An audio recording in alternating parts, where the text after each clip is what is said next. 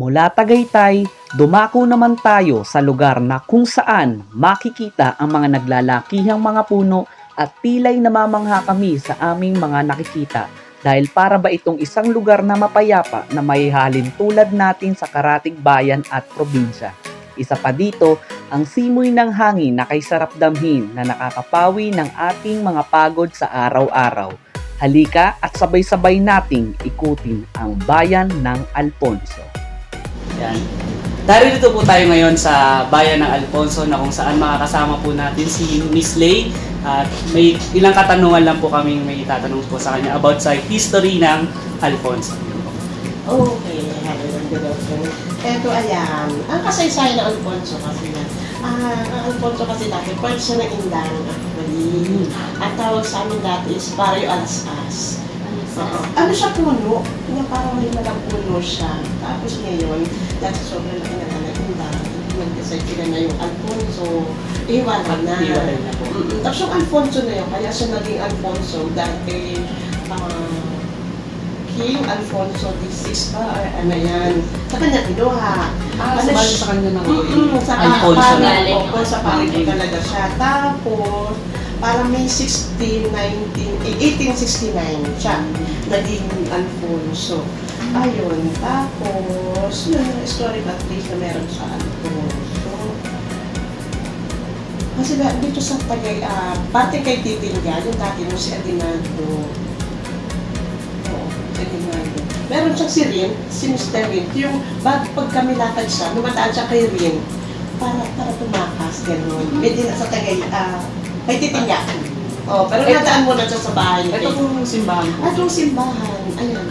Ano St. John po may simbahan. St. John. Bali kailan po siya na tayo?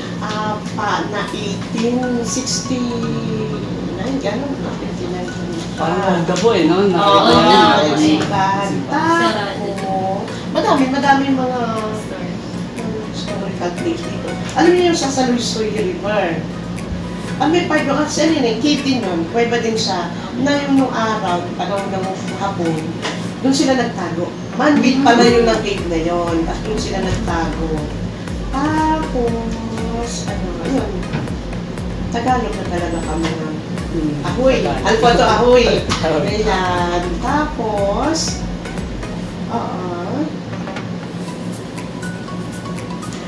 dito sa Alfonso meron kaming 32 barangay. 32 barangay kami dito. Tapos,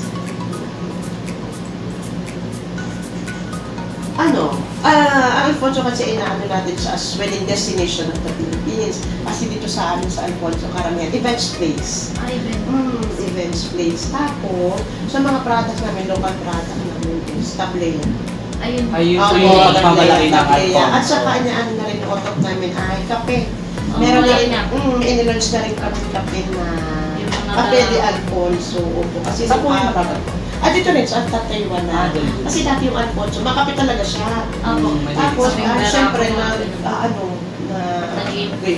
tayo, pinutol nila. Ngayon, may ilan na natira. Di sayang naman. Tinuloy ulit natin yan, 2023. Ayan, tapos, kultura. Ano kami dito dati? Yung alam mo yung sayaw sa apoy? Sayaw sa apoy. Sanghiyan. Yung sanghiyan naman, hindi sa basta sayaw na apoy. Meron kami pa sanghilatid. Yan, part din siya ng sanghiyan. Ang sanghiyan kasi sanghiyan. Every year po siya ginagawa. Tuwing kailan? Ano siya? Ang dadating na celebrate namin December. Pero may 22nd Friday. Tapos, nitong, dahil namatay na yung satayaw sa apoy, may may ritual yung mga anak, walang nagsabot kasi medyo mabigat na obligasyon. Kasi hindi lang siya, sayaw pa lang dyan, meron siya mga ritual. May punyal, espada maliit. Kasi sa ritual niya, before sila tumayo sa apoy, pag sa ritual mo, pag hindi tumayo si espada, pag hindi tumayo mainit si apoy, mainit si baga. Pero pag napatuyo mo yun, parang malamig lang.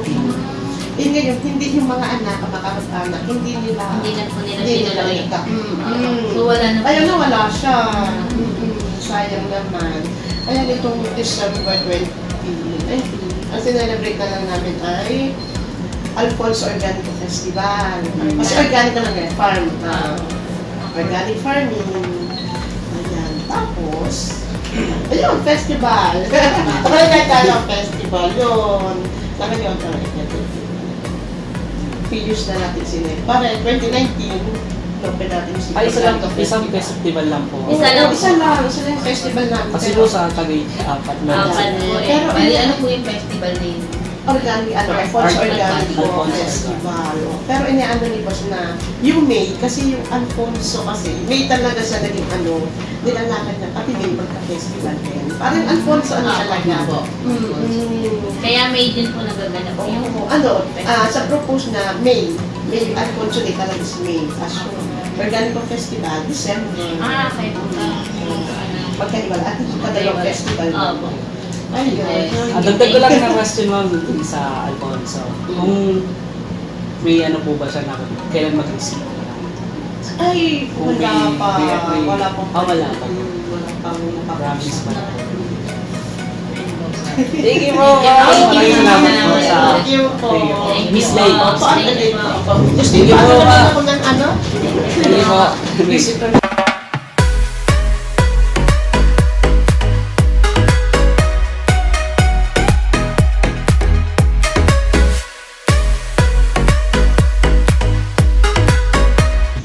Nandito po tayo ngayon sa simbahan ng St. Nepomucene kung saan ito ay tinayo noong 1860 at ito ay 160 years nang nakatayo. St. Nepomucene Paris. Kailan po sa sinabi? Parang 1860 ah. 1860. Parang 1860. 19 ano na siya, 162. Ang tagal mo din. Pero hindi pa siya na-dedicate, saan pa siya i-dedicate sa September 5. Eto po, Miss Will po. Ayan po. Nandito po tayo sa barangay Mangaswan. Nandito po si tatay. Ano po pangalan? Desi lang ako, Desi. Daisy po. Desi. Desi. Ilan taon na po si tatay? 65. 65. Ay, 66. 66 po. Ilan taon na po kayo nakatira sa barangay po? Dito po sa barangay Mangaswan. Nung buhat mo po si Capberio, yung konsehal ngayon, Ano po yung festival po na naabutan niyo? wala ko nalandaan. Festival? Ako. Yung sa Alfonso, Anong festival? isang hiya. Sanghiyang na talaga. Ayan. Thank you po, Day. Salamat po sa sa interview po. Konting question lang. Thank you po.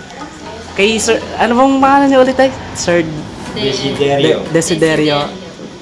66 po. Thank you po. Salamat po. Mangaswan.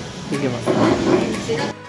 Habang binabaybay namin ang mga lugar dito sa Alfonso, naisip-isip kong tila'y kay sarap sigurong balikan ang simpleng pamumuhay na naranasan nila noon at dito ko naramdaman na masarap palang maging isang Pilipino. At dito na po natatapos ang aming dokumentaryo na magbibigay sa inyo ng konting kaalaman na kung saan ay nalaman natin ang mga nakaraan na nakatatak na dito sa lugar sa Cavite. At kung wala tayong kasaysayan, wala tayong saysay. Mula Tagaytay hanggang Alfonso, kami po ang mag-aaral ng Cavite Heritage ng 1E1 sa 13 Martires City College.